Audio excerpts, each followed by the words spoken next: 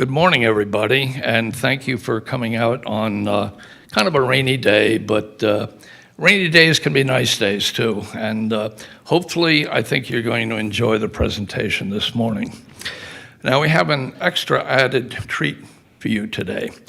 Jamie Alford is the president and co-owner of the Yardley Refillery. Located in the heart of Yardley Borough on the corner of Main and Afton, the Yardley Refillery has the distinction of being the first refill shop in Bucks County. It is a sustainable new shopping option with the aim to enable low-waste living.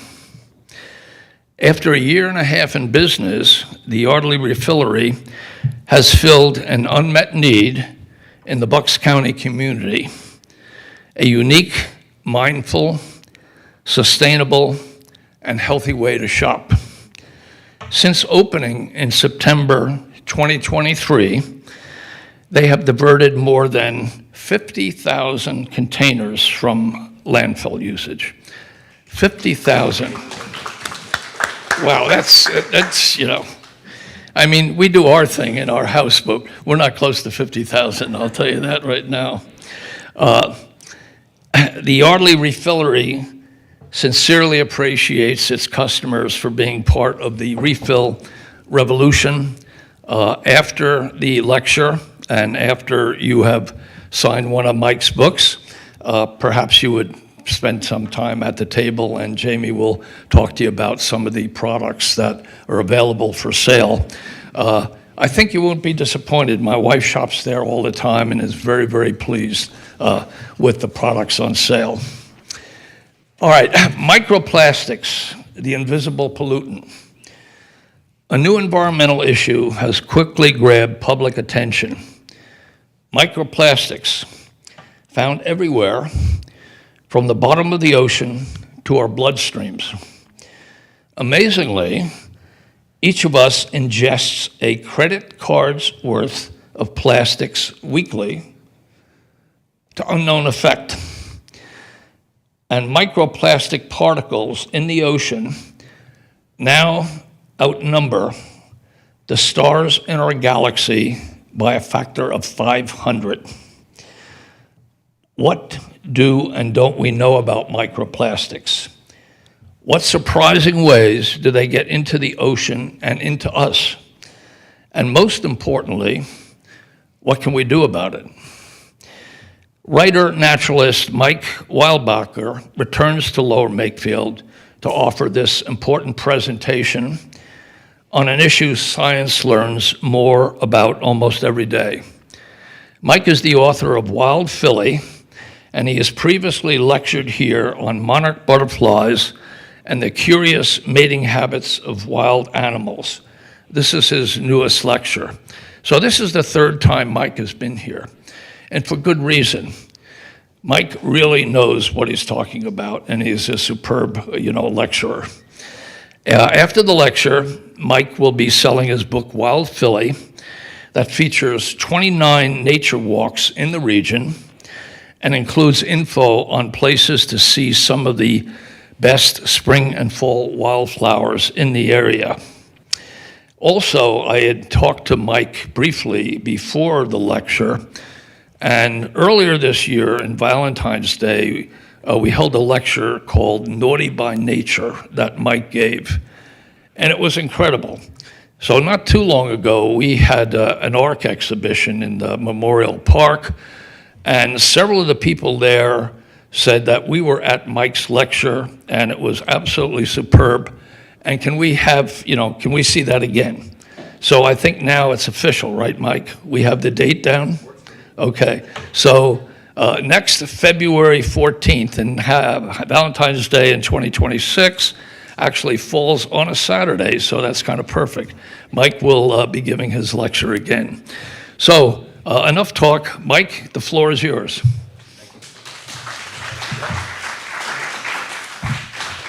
Thank you, Jim. Good morning, everybody. I want to thank Jim and the EAC for the Environmental Advisory Council for inviting me here. Here we go. All right.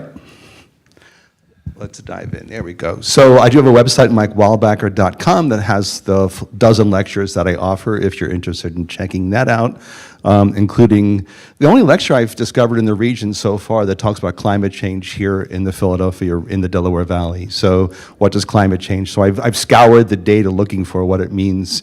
You know, we know about polar bears and ice caps and that kind of thing. What does it mean for the Philly region? I'm working on 2 new talks for the fall. One about pollinators, which is another issue that's rising in importance for people. And then crazy, mushrooms have a great moment right now. Like, people are discovering all these new and extraordinary uses for mushrooms. And of course, mushrooms are going to kill us all, as, what's that TV show, that science fiction-y TV show? Everybody becomes zombies from mushrooms, right? The rest of us. The Last of Us, there we go, The Last of Us. So mushrooms are having their moment. And actually, what's crazy is a whole forest is connected underground by fungal threads. And they call it the wood wide web, which is great. So it's the mushroom moment. Anyway, I do nature walks in the area as well, which you can find on my website. And as Jim mentioned, there we go. Wild Philly is here, so it's got nature walks plus lots of other information about nature in the Philadelphia region. Makes a great Father's Day present. You're giving your dad a full year of nature walks. They're calendarized by year. So 29 trips, 101 species you should know, plus more. All right. So let's dive into this issue, and I want to do something I've never done in a lecture before. I want to give you a caveat. The information I'm about to give you is pretty scary. The numbers are hard to believe all the time, but there are some easy things you can begin to chip away at to begin to take care of this issue. And I've also just developed a handout, which I'll make sure is on the table here at the end. So it's like 10 things you can begin to do immediately about this issue. So I just do want to brace, we have to brace ourselves, hold the hand of the person next to you. Feel free to hug anybody you feel like at any point during the conversation. But this is challenging information. So we know that there's issues already facing the planet. The world is warming. Biodiversity is in peril. Water is sort of an under-discussed issue worldwide. We get too much in some places and not enough elsewhere, but that's going to rise in importance. So the last thing we need is a new environmental issue to worry about. Sadly, we have a new environmental issue to worry about, and it's the mountains of plastic that we're creating as waste. But the good news is that we're at a pivotal moment in our relationship to plastics. We're beginning to understand where we are, and I think there's a lot of momentum now for altering the direction of plastics. And for me, my awareness of this began with a study that came out of 11 wilderness areas out west. I mean, these are big. This is millions of acres. So it's in Grand Canyon, for example, Joshua Tree National Park, Bryce Canyon.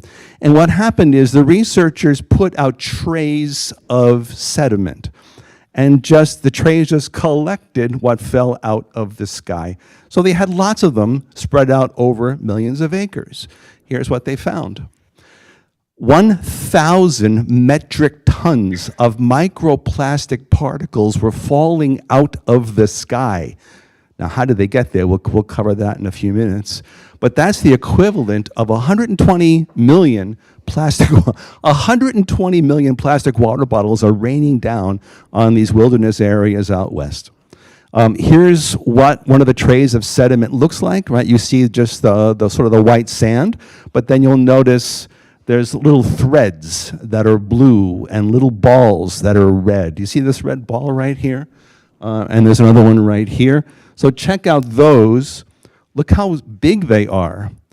From here to here is 500 micrometers, which is, so this space from here to here is half of a millimeter. That's half of a millimeter. Look how tiny this is. So this thing is so small, right, and it's purposefully made to be that small, that it somehow got wafted into the sky and then comes down in the rain. Weirdly enough, Wired magazine, kind of not what you expect, is one of the first to pick up this story and gave it an extraordinary title. Plastic rain is the new acid rain. They called it. So plastic rain is beginning to get traction. But this writer who wrote this article is one of the leads, Matt Simon. He's got one of the books you might want to check out about microplastics. So researchers began looking for microplastics elsewhere.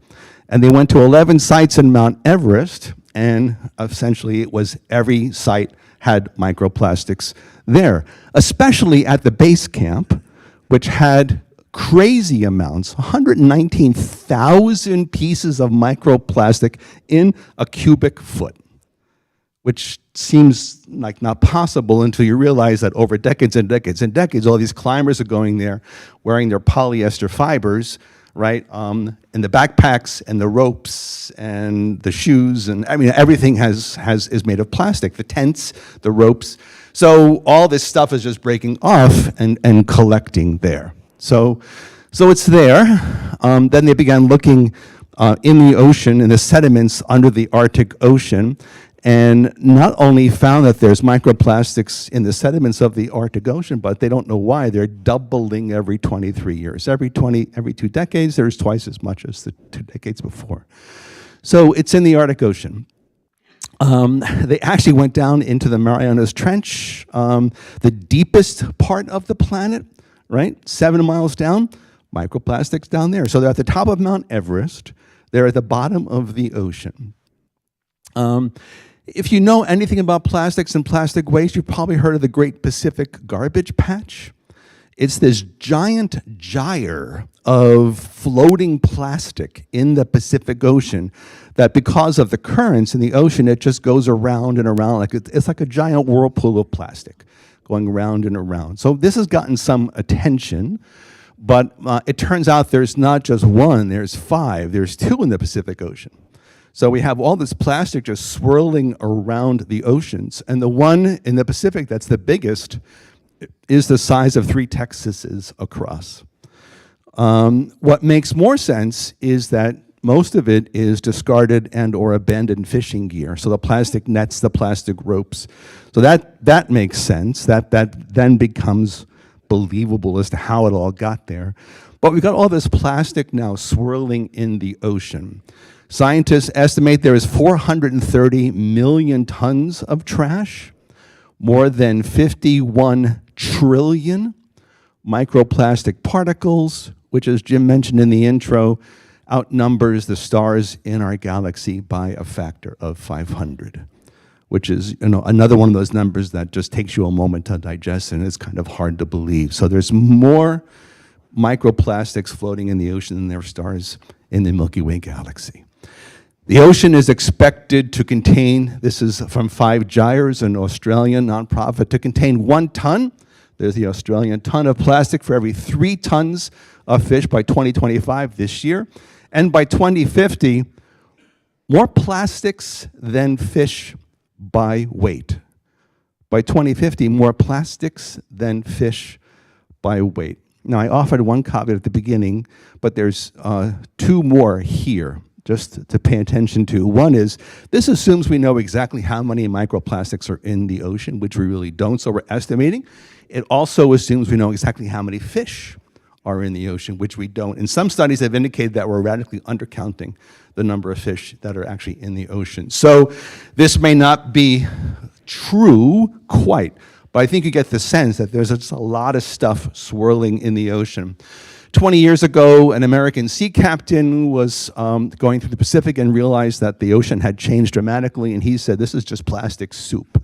And the phrase plastic soup has caught on. There's a Plastic Soup Foundation that's dedicated to addressing ocean plastics. So plastic soup is one of the nicknames that seamen give to the ocean. And of course, the critters that are swimming through it can't discern what plastics are. They don't know what they are. And so for this whale shark, the biggest of our fish, it should be a jellyfish, right? It's a big transparent thing floating. It should be a jellyfish. And if you're a sea turtle, jellyfishes are your favorite kind of food. So there's that effect that it has.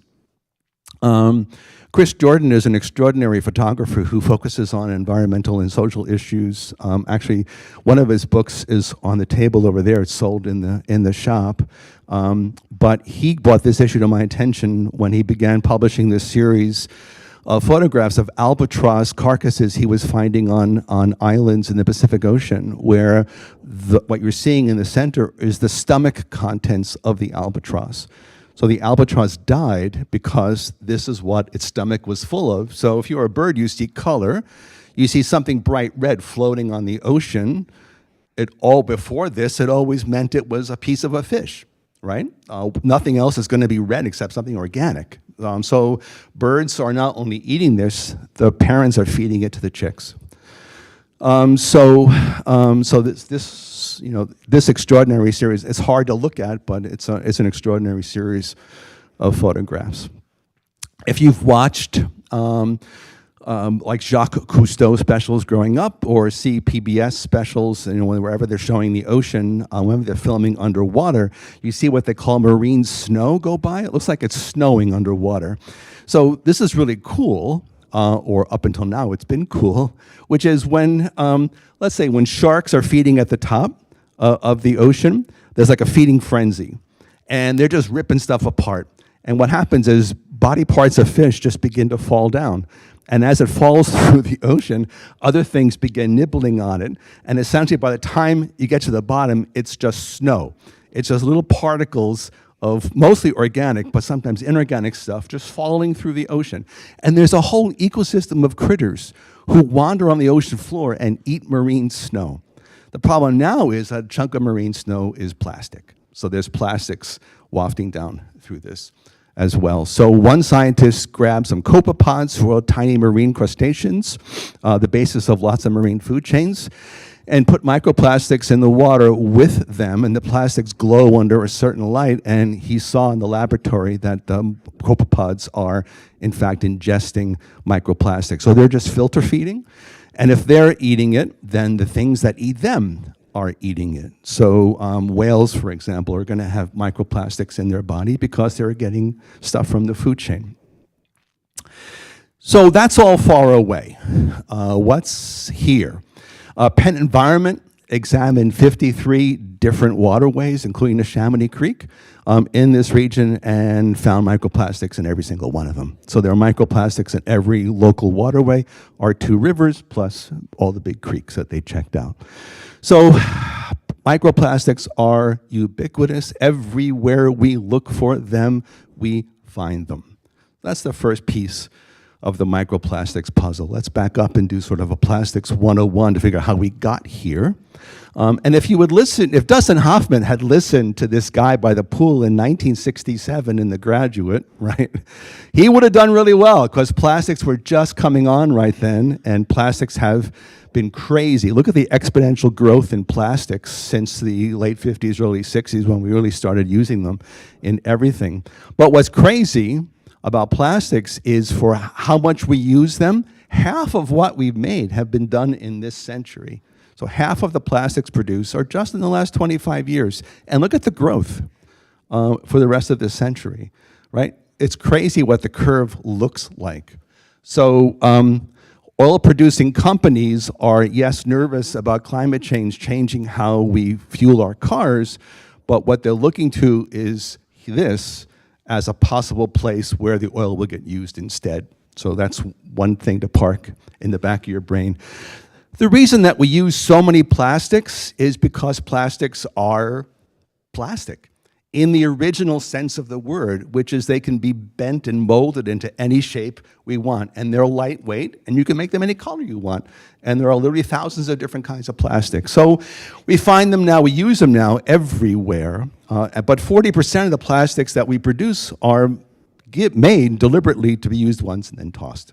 So 40% of the plastics we use, single use, use once, throw it away. So let's start with that bag, right? The famous plastic bag that so many of us who worry about issues like this think about. The average American uses 365, which is an incredible number because it's one every day. The average American uses one of these every single day. Worldwide, 500 billion plastic bags annually. Crazy number of plastic bags.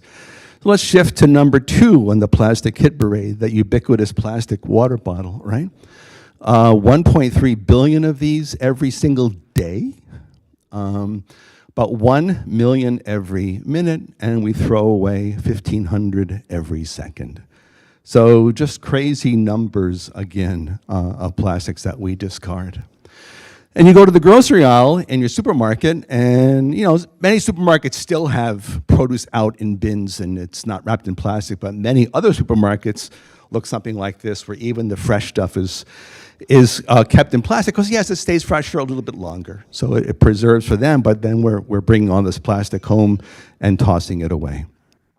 Our meat is wrapped in plastic, both the tray and the wrapping, right? And we'll come back to implications for that in a few minutes. Gum not only has plastic wrappers, but there's plastic in the gum. The gum itself includes plastic. When you chew gum, you're chewing some plastic, right? Which gets into you. So there's plastic in your gum, and you can go to websites and figure out which gum doesn't have that, right? Plastics are not all bad. Plastics have been game changers in hospitals, where they certainly have been helped make things more sanitary. So people's lives have been lengthened because it's more sterile. So there is that piece of it.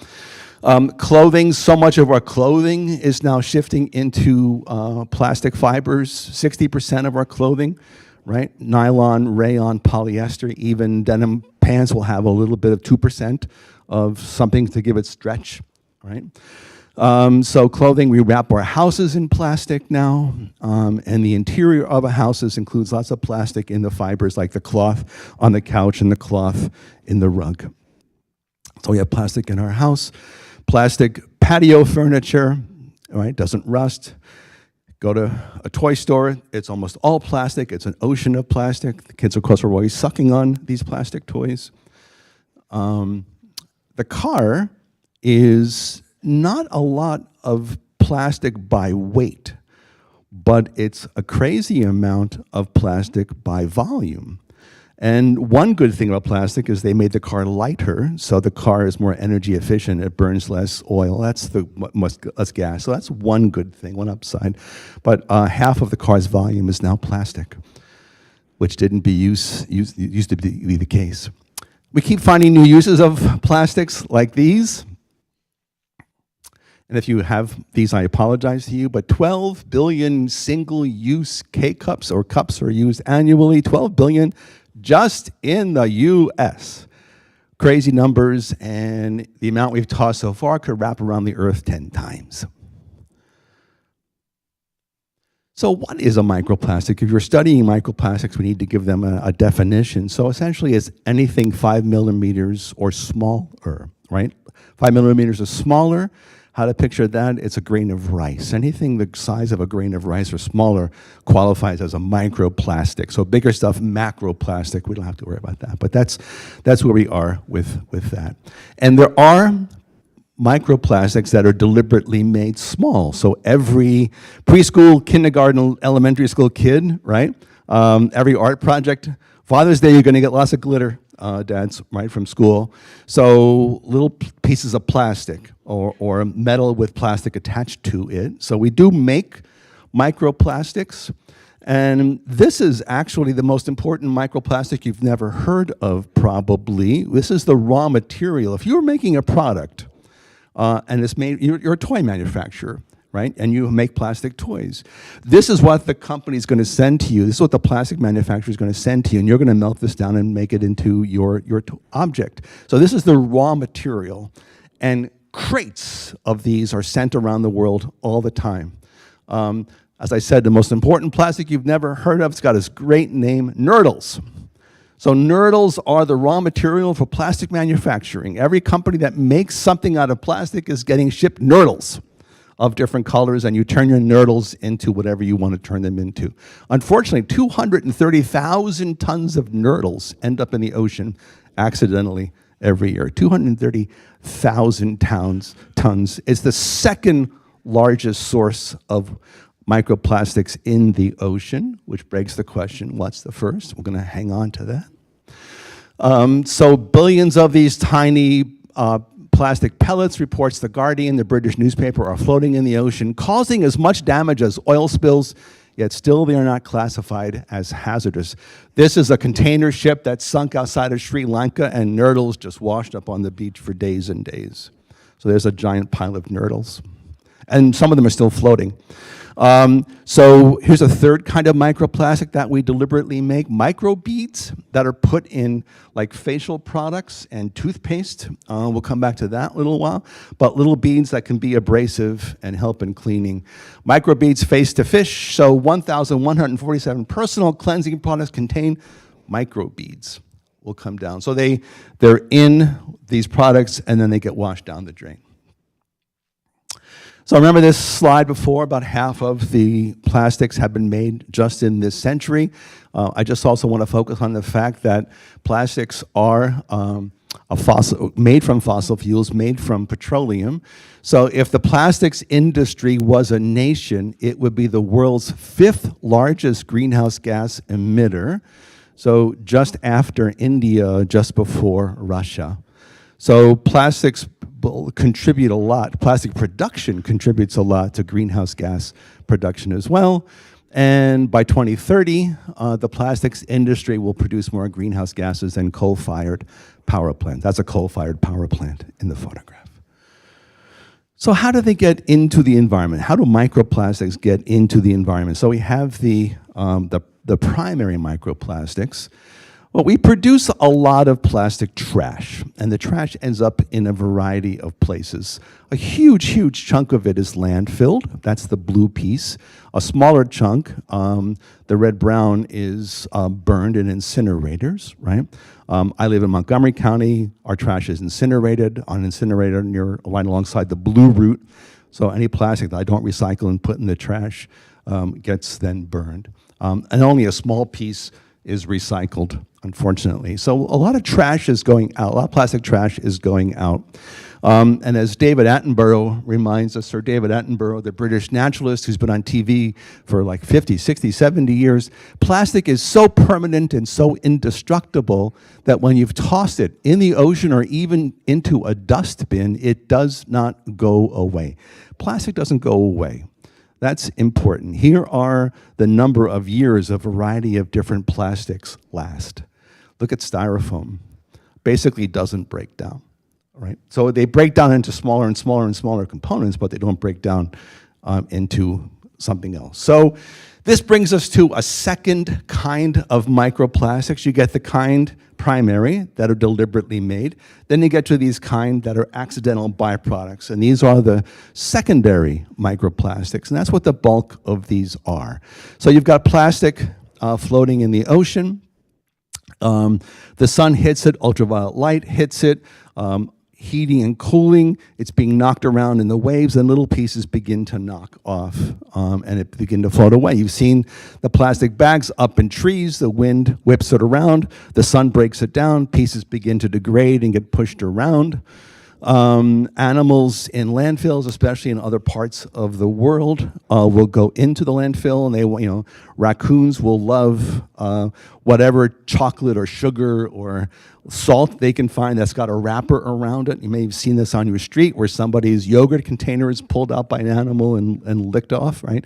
So animals pull plastic waste apart, looking for the food that's attached to it. Amazingly, when we incinerate plastics, some small number of them go up the chimney and out. They escape the filters. So some of it is getting into the sky from incineration. Car tires. When we burn rubber, this is how you all drive, right? Given that car tires are not as rubbery as you think, there's more plastic in them than rubber, when that spins, that's all plastic dust. And that goes into the air and on the road, and it turns out that tire dust that's the largest source of microplastics in the ocean. Wrap your head around that. Tire dust from roads is a larger source of larger than those nurdles floating around. So, tire dust. So if tire dust is in the ocean when the waves are doing this, tire dust gets launched up into the sky. So there's a number of avenues for microplastics to get up into the air that they're then raining down on places like Grand Canyon. And remember, we had microplastics in the Schuylkill, Delaware, and the Chamonix Creek, right? So look at our neighborhoods. If there's anything like tire dust and plastics waste in here, it's going to wash into a storm drain and come out here. And that's how it ends up in creeks. So when, especially downtown Philadelphia, this is downtown Philly, when you got trash like this, when you get a rainfall, big rainfall like last night, you're getting all of these plastics and washed into storm drains, which go right into creeks and rivers and begin to break apart. Since that gum is plastic, when rain washes across a sidewalk, it's going to wash some of the microplastics in the gum into the water as well. All of our roads are painted with not just paint, but a very durable paint that's got plastic in it. And look how flaky that stuff is. And that stuff flakes, and that gets into rivers and streams. The clothing that we wear, we said before, 60% of it is made from plastics, right? Plastic fibers. So when you do the laundry, plastic fibers are going out in your washing machine's wastewater, right? And then going back into the system. And when you use the dryer, it's being vented, microplastics are venting out of the air vent in your dryer and being launched. So, and unfortunately, when you've got like plastics in the carpet, it'll break down, and so a chunk of our dust, amazingly enough, is now plastic. So we have plastic dust that we're mopping up. So 35% of microplastics are synthetic textiles, the clothing we wear, 28% car tires, 24% city dust. Those are the big three. This is meant to be a point. So anyway, so those are the big three. And remember, we found microplastics everywhere we look. Unfortunately, we're starting to look inside us, and we're finding microplastics in us. So you see, we find them in our hair, saliva, our lungs, liver, breast milk, the placenta. The baby has microplastics in the uterus. We're defecating microplastics that we flush down the toilet, kidney, colon, blood. So everywhere we look in our bodies, we're finding microplastics. This is from February of this year, so it's only 2 months ago. University of New Mexico, one of the places that's a hotbed of microplastics research, they're finding alarmingly high levels of microplastics in our brains, and the number has increased 50% over just the last 8 years. They had brains from 8 years ago and brains from now. They did a bunch of studies, they compared the two, and the amount increased 50%. They don't know why. Not sure why. And just now that I have started researching microplastics, when I open up my browser, I get all microplastic stuff now. So I just get buried in it. So I don't, be careful, be mindful of that. But one recent study indicated that we have about a plastic spoon's worth of microplastics in our brains. There's about a plastic spoon's worth of microplastic in your brain. So, brain tissue from people who have been diagnosed with dementia had up to 10 times as much plastic in their brains as everyone else. What they don't know is cause and effect. Does the plastic cause dementia, or does a brain that has dementia, is that brain unable to remove the microplastics that a healthy brain can? So they haven't done the next study to get us there. So there's a lot of work being done on this right now. As I think Jim mentioned, every day there's work being done. So anyway, but there is that possible link between dementia and plastic. Kind of hard to believe that it wouldn't have an effect on you, right? NPR has a sense of humor more than you think. Here, plastic junk. We're finding microplastics in men's testicles. And oddly enough, male sperm count has been declining for years. Is there a cause and effect here? People are checking that out.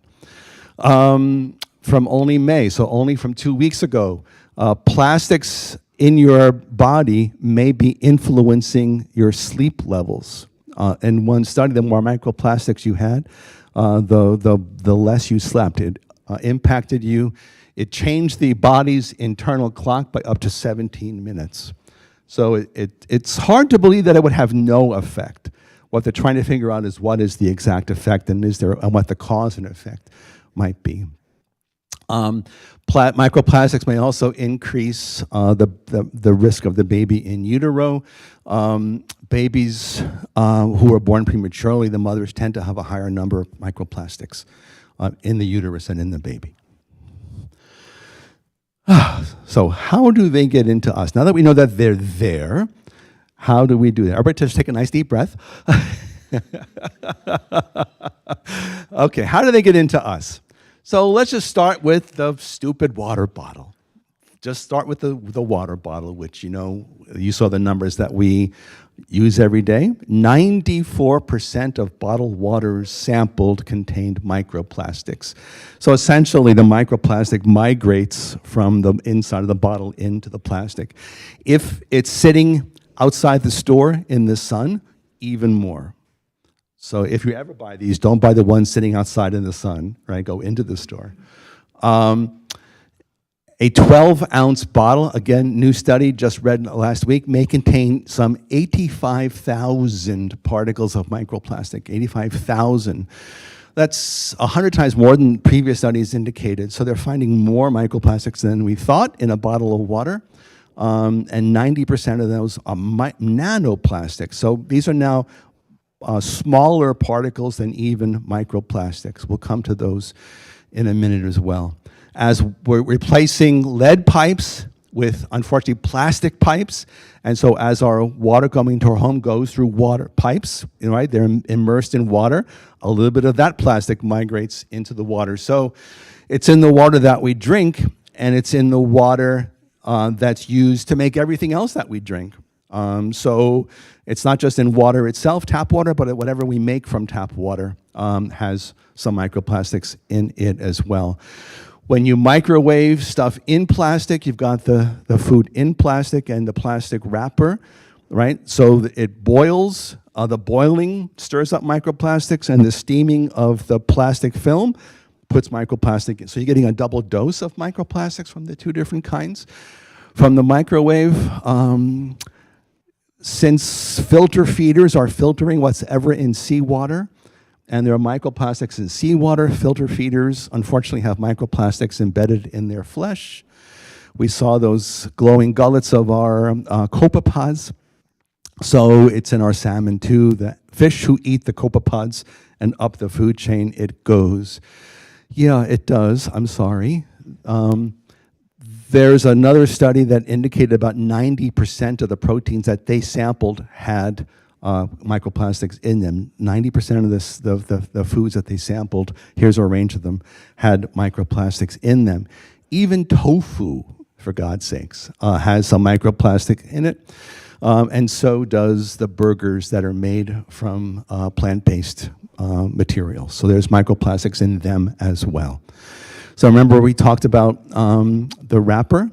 So what you've got is you've got that wet meat up against the film, and so it's migrating at that barrier there. But also, guess what's in the cow tissue itself? The cow itself, separate from this, right? Because the cow is living on land where microplastics are raining down. So microplastics come down from the sky, and they're in the grass that the cow is nibbling on. And microplastics are in the water that's in the trough that the cows are feeding in. So the cows are getting microplastics in a number of ways. It ends up in their tissue. We take human sludge now and spray it on fields, which was a great way to recycle this. But we've discovered that that sludge contains, since we're defecating microplastics, it's there. And farmers are using plastic like this. It's very clever because they have to water less. It keeps the water content in the soil better. Keeps weeds out, right? So that works. But unfortunately, it's creating microplastics right alongside the plants. So we're finding high levels of microplastics in some of the food that we grow. Carrots seem to be especially susceptible to microplastics, as are apples and lettuce. So as you can see, there's no one fix that'll let you get away from all of this. Essentially, it's ubiquitous. So we'll come back to that thought too. And those microbeads that we talked about, those scrubs, we showed them going down into the water, so where they also get into fish, and your fish now with microbeads, as this cartoonist pointed out. Many people like sea salt, right? Bad news for you on this front. Sea salt is evaporated ocean water. Guess what the ocean water has in it? As the water evaporates out, guess what's in the sea salt? So there's a little bit of microplastic even in sea salt. Tea companies spray the tea bag with microplastic to put a film around it so the bag stays more intact. So you're steeping your tea in microplastics, right? Who knew that you had to worry about even tea? So we're eating more microplastics. We're ingesting more microplastics than we wish, or than we want, or than we recently knew. So about a credit card's worth in a week, a Lego brick's worth in a month, a dinner plate in a year, and a lifesaver ring over a decade. That's the number of microplastics. Now remember, you're defecating a lot of this right back out again. So it doesn't all stay in you, but nonetheless, that's how much is coming in over a lifetime, about the weight of 2 large recycling bins going into you in a lifetime. Okay, now we'll breathe again. Since babies are being now nursed in products that are almost all exclusively plastics to make them for ease and disposability, plastic baby bottles are shedding millions of particles of microplastics, a study finds.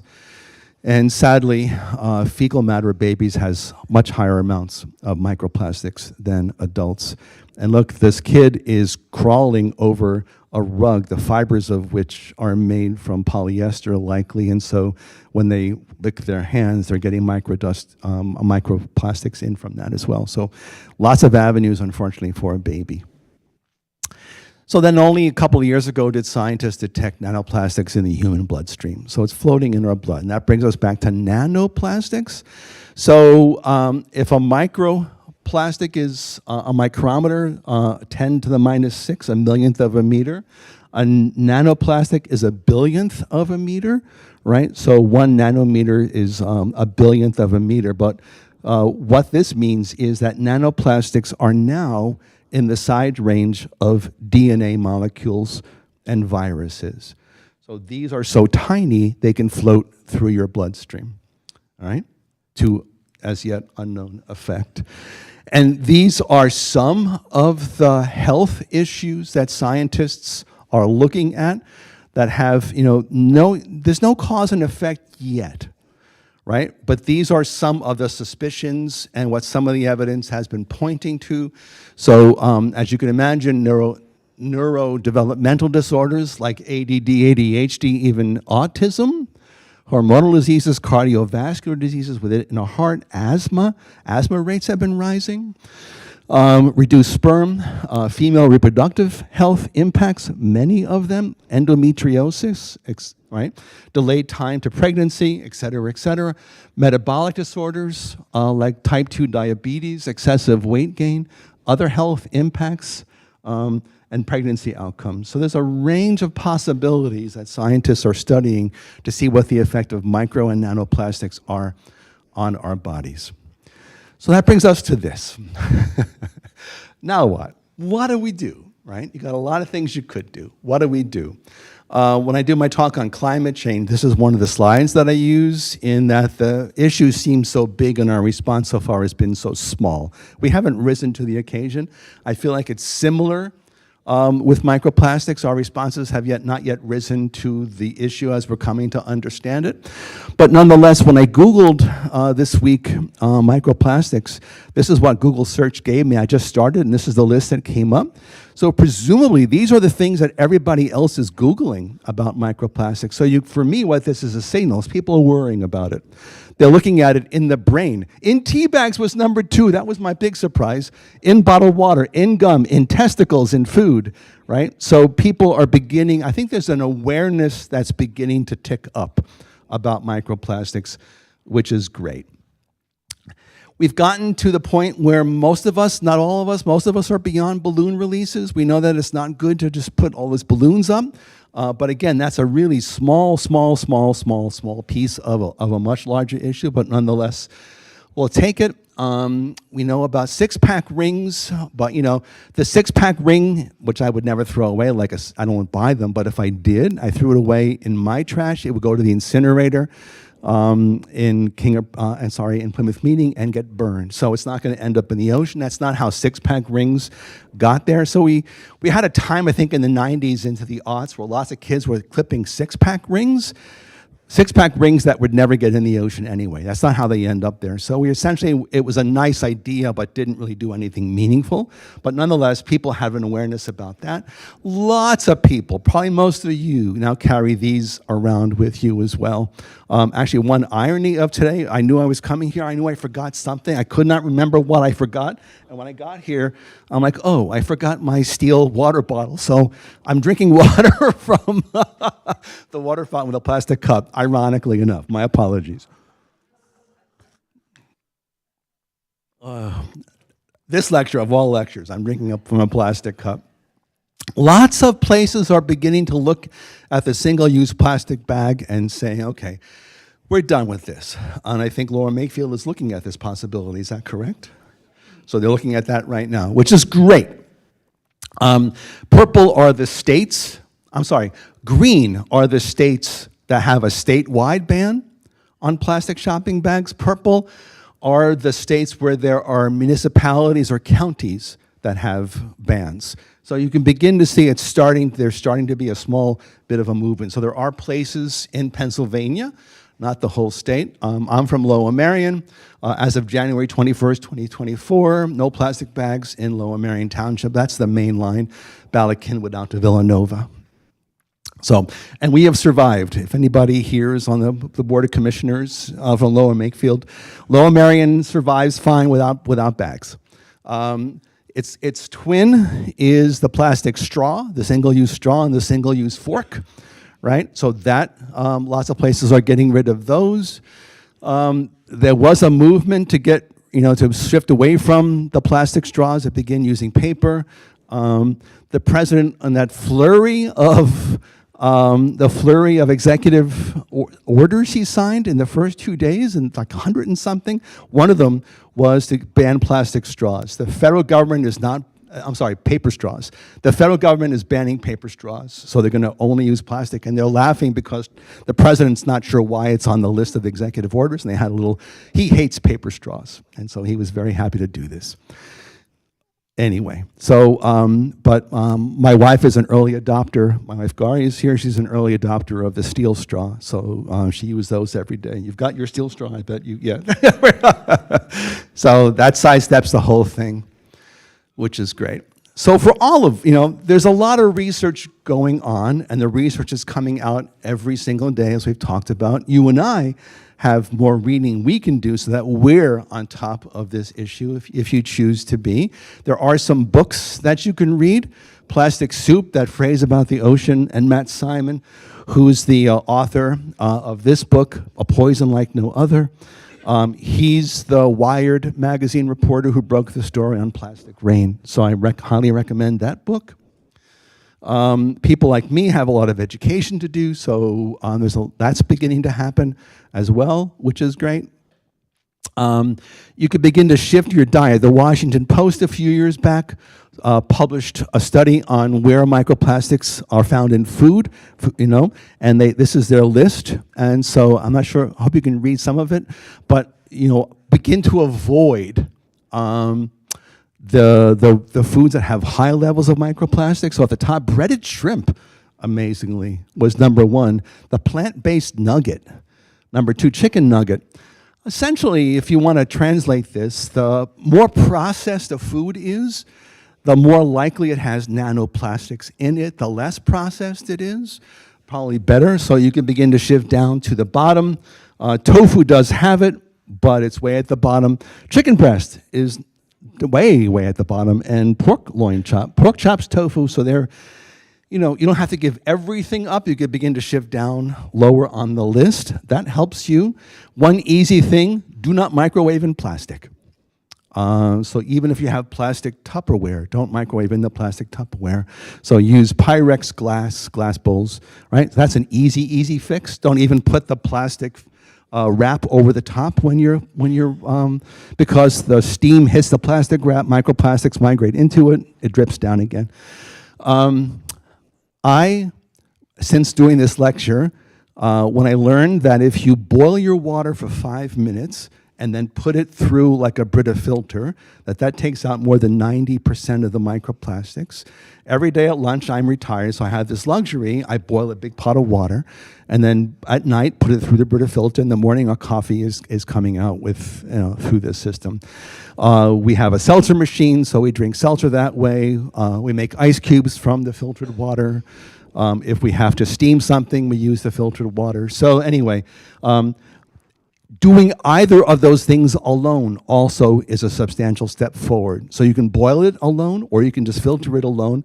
Both remove some, but the 1-2 step gives you 90+% of the microplastics. Himalayan rock salt, oops, my apologies, is from rock buried deep underground, has no microplastics in it. So there's a microplastic-free solution to sea salt, Himalayan rock salt. Bad news on Teflon. Teflon is not only a plastic material, it's got PFAS, one of those forever chemicals, which is a whole different lecture. And so if you scratch Teflon, that's an avenue for both microplastics and PFAS to get into you. So if you use cast iron, steel, aluminum, anything else, ceramic, right, sidestep the Teflon. That's a way to help you out. One website I consulted said Twinings does not spray, and I was very happy because Twinings English English breakfast and Earl Grey. Earl Grey is my favorite. But then a website I looked at this week said Twinings was on the list, so now I'm confused. I have to go back and figure it out. But you can do your own research as well. So I thought Twinings was safe. This is the safest way to drink tea, right? No microplastics involved in that kind. You would think recycling more plastic would be a way to avoid microplastics, you would think, but plastic recycling got messed up in that there's too many different kinds of plastic. There are these 6 + 7 is a grab bag of everybody else. It's just sort of a junk of, a huge category of everything else. And different municipalities can recycle different plastics, and few consumers pay attention to which they can and can't, and people just recycle everything or try to. Some municipalities want you to clean it, most people don't. So you've got sort of a hodgepodge of things, and what's happening is that we've been sending just huge numbers of plastics overseas to other countries to recycle, to quote, recycle, unquote, for us, and they were trying to, but it didn't work. China shut this down, and so plastic recycling has just been in a jumble. Atlantic Magazine, plastic recycling not only doesn't work, it will never work. And one website I consulted, activist group, said flat out, plastic recycling is a scam. You feel good doing it, it's not getting recycled. So there we go. Happily, Coca-Cola is beginning to use recycled plastic, which is great because look how many they churn out. In fact, when studies are done in the plastics that wash up on the shores, and they places in Asia, and they do these counts, these collections and counts, Coke is number 1, Pepsi number 2. Coke and Pepsi number 1 and number 2. So it's good that Coke is moving in that direction. There's lots of activist groups taking this on. This is a Greenpeace sign, so there are a lot of activist groups that you can support that do this. There are banning bottled water movements across the US and the world. We talked about those microbeads earlier. President Obama, 10 years ago, already signed a bill that essentially bans microbeads in the US. So they were being used up until then. They're now used elsewhere in the world. So the world's not free of microbeads, but they can't be used in the US. US, Canada, Argentina. You can see the countries in pink that have banned it, even India and China, amazingly enough. So we're moving in that direction. So some things have happened, which is great. Costa Rica wants to ban all single-use plastics, to be the first country to do so. The world right now is meeting on something like a Paris Accord on climate change, but one on plastics. And likely the US will not be participating in this, or certainly wouldn't sign. We didn't sign on to Paris anyway. But there is a worldwide movement at the UN level to talk about this issue. Remember that garbage patch we talked about a lot at the beginning? There's a wonderful company, the Ocean Cleanup, started by this kid. He's impossibly young. I don't know how he assembled the funding, but they're essentially scooping up the floating stuff in the ocean and turning it into products, or turning it into raw material. They removed 500,000 football fields and made sunglasses and sold them on their website and sold out like incredibly quickly. So plastic sunglasses made from recycled garbage patch, Pacific garbage patch, which is crazy. So this kid's brilliant, so check that out. I think he's got a TED Talk, which you want to check out. If you Google plastic pollution in rivers and go to Google Images, you're going to find images like this of Southeast Asia, where there are rivers that have impossible amounts of plastic floating in the river. I mean, look at this poor canoe is trying to get through here. And what Ocean Cleanup discovered is that 90% of the plastic waste in the ocean comes from only 10 different rivers. And if they can address that, then they can begin to make a big step forward. And so what they've got is the ocean interceptor, which is put at the mouth of the river and collects the plastic before it gets into the ocean, and then this becomes a raw material to do something else with. So that's brilliant. There are nonprofits like the Plastic Soup Foundation that you can support, dedicated to stopping the plastic tsunami. The Plastic Bank, I think, is especially a smart way to do this. In third world countries, they're paying people to bring plastic to them. It becomes a raw material. So it's like the plastic bank. So you bring plastic waste from the beach, we'll pay you for it. So the people make some money, they get some small amount of money by bringing plastic litter in. I love this up in Massachusetts, Old Ladies Against Underwater Garbage. So you can form your own nonprofit if you want to work on this issue. And then the two game changers. This is what's coming.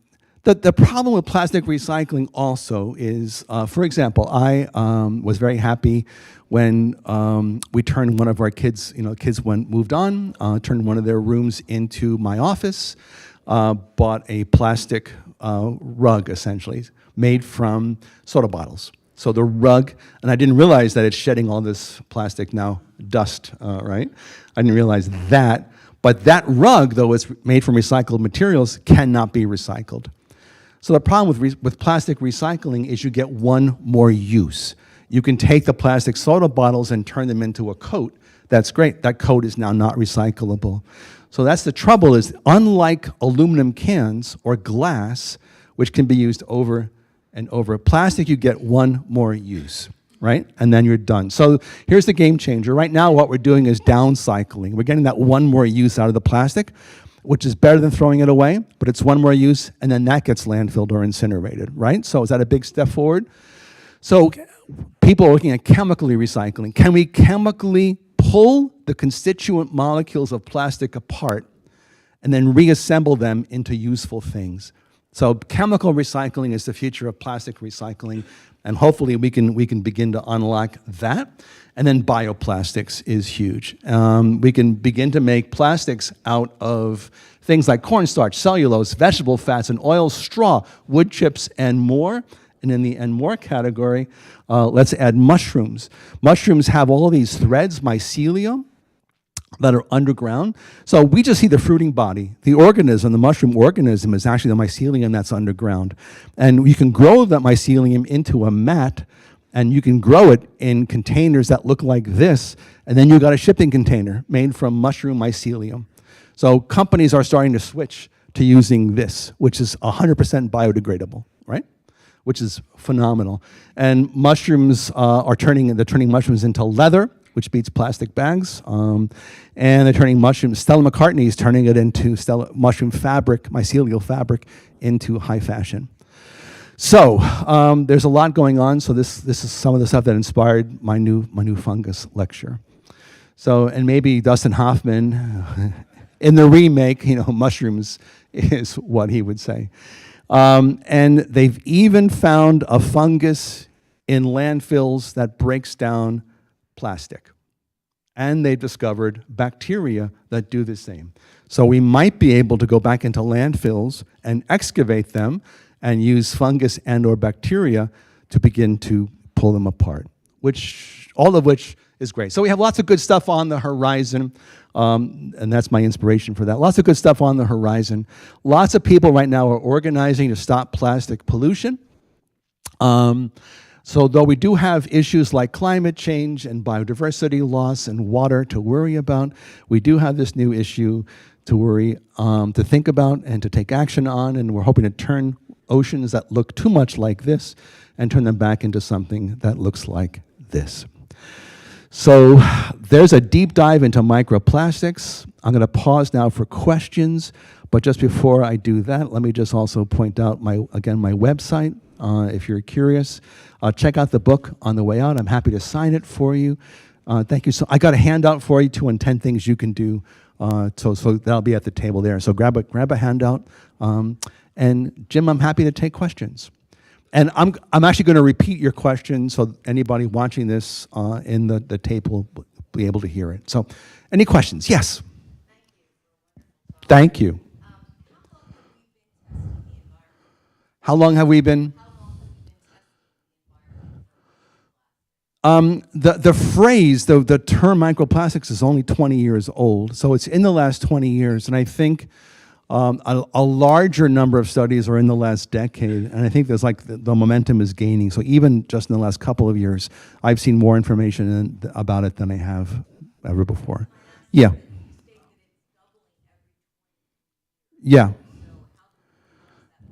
Oh, because if you go through the sediment, the sediment is recording. The deeper down you go, the deeper down you go, the fewer microplastics there are. So they're taking a core of sediment and counting microplastics. That's how they can do it exactly. Yes. Good question. Yeah. Yes.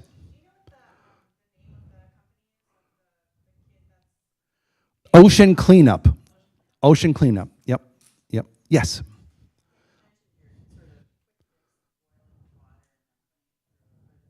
Yep.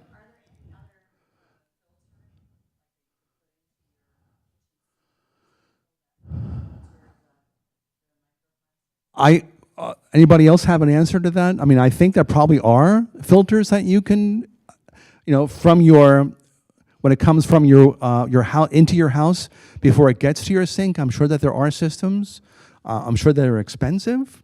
There also are systems you can put there on your washing machine too, to intercept them so they don't leave. So there's that as well. So you can do that as well.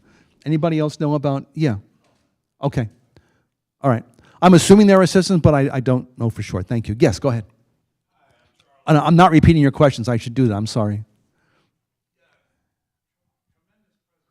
Thank you.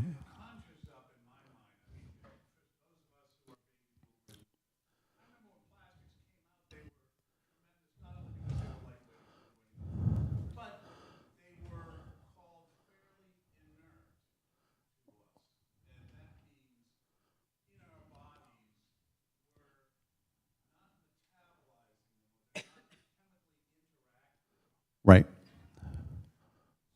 So what did we get wrong?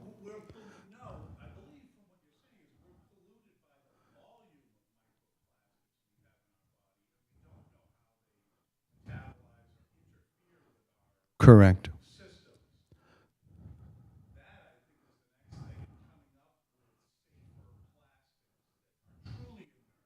Right. Right. So for those on the tape who are watching this, the question is about when plastics first came out, they were dubbed to be inert, and so they wouldn't interact with our bodies. And now we're learning otherwise. So there are plastics that truly would be inert. And my answer would be yes, bioplastics would be the ones that are safe. So, and I don't think we're moving in that direction, especially with toys, for example. And I think when we first started selling plastic products, they seemed to be indestructible. We had no concept of micro and nanoplastics back then and never saw them breaking down. We knew that they would last a long time, but we never saw them breaking down so that they could actually escape into the environment the way that they have. Yeah. That was my second question, especially with regard to microwave and plastics. I was never under the impression that a plastic container that I used in the microwave for food, had it been washed, and I get to the root of my question is how much of the microplastics in the plastics we're using are from the manufacturer Oh, okay. How much of the microplastics are from the manufacturer? or versus plastics that are been washed and are fairly inert and break down, chipping. Right. So I don't know what the answer is. Yeah. And I think certainly when you buy ready-made food that you're microwaving, you've got it migrating in from the plastic that it's wrapped in. But also what we're learning is that the food that makes up the those ready-made meals, there's microplastics in them already, right? So even if you buy that and you take it out of the plastic and zap it on a plate, right, you're still going to get a little bit, right? So, again, the easy things to do: avoid the single-use plastic water bottle, right? Don't cover things with plastic wrap when you're microwaving. So the list is sort of easy things you can begin to do: loose tea leaves, et cetera, et cetera, et cetera. So again, I'll be here to answer questions. Thank you to Jim and the Lower Makefield Environmental Advisory Committee, and thank you all for coming. I really appreciate it. Great to be with you. Thank you.